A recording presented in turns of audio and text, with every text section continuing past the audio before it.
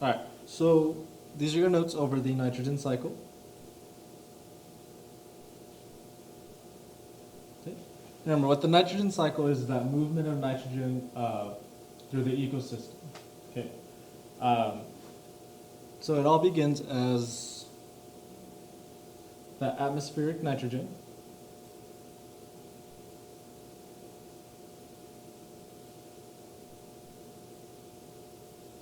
And atmospheric nitrogen is not something that can be used. It has to be what's known as fixed in the environment, that nitrogen fixation. And this can be done either by biotic or abiotic factors. One of the most common ways is by bacteria converting that into something a little bit more useful, like ammonia, which is then converted into ammonium. Um, so we then start with our cycle, taking this atmospheric nitrogen and fixing it and converting it into the ammonia, which is NH3, which is then quickly converted into ammonia.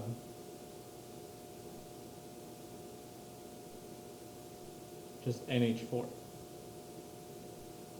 Okay. At this point, plants are then able to take this and use it and be able to continue on with their processes. So this is done by, this is known as nitrogen fixation.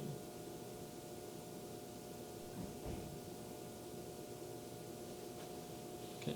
Just remember that nitrogen fixation is just a conversion of the nitrogen, atmospheric nitrogen, into a more usable form like ammonium. Okay. Some other ways besides by biotic factors that this can be done is by abiotic factors. Lightning can convert this nitrogen into ammonium, and so can combustions like wildfire and burning fossil fuels. Right? So there's many ways to get that nitrogen, atmospheric nitrogen, to be a little bit more useful. Right? So from that ammonium, it can be uptaken by producers. And of course, producers get eaten by consumers, so that nitrogen, ammonium kind of gets transferred over that nitrogen. And then once those consumers pass away or die, those decomposers then break down those bodies and reintroduce that ammonium into the environment. Okay. And that process of reintroducing that ammonium into the environment, that is known as mineralization. So it's just regaining back that ammonium that was taken up by the producers. And of course, some of that ammonium could be directly used again by those producers. Okay. So that is just part of the nitrogen cycle. Another thing that could happen with that ammonium is you could have what's known as nitrification. And it's simply just converting that ammonium into nitrite, which is NO2, which is then quickly converted into nitrate, which is NO3. Okay. So that nitrification occurs whenever the ammonium is converted into nitrates. Okay.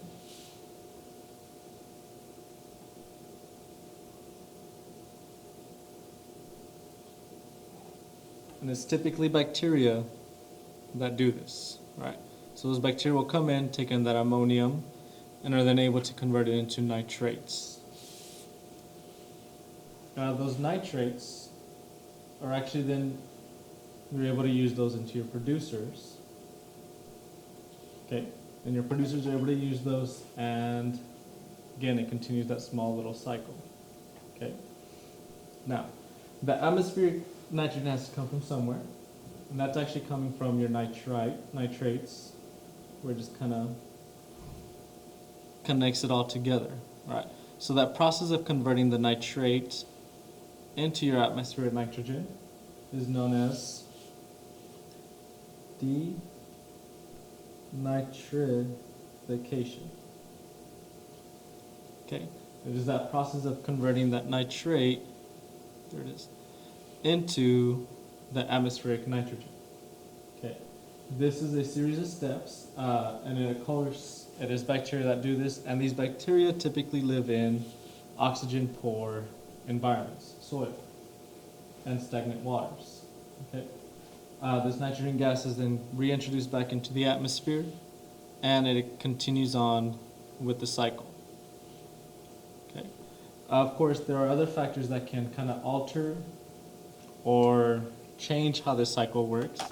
And one of the things that we've done as humans is that when things decompose or we introduce excess amounts of nitrogen, we have what's known as leaching may occur. And this will then enter our aquatic systems.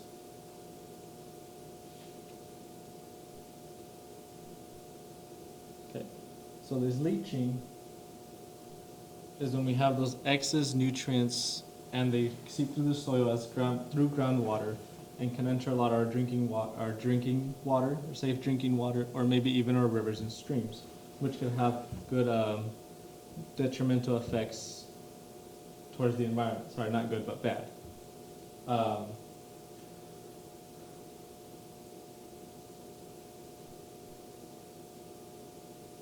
So that is one way that humans can kind of affect the nitrogen cycle.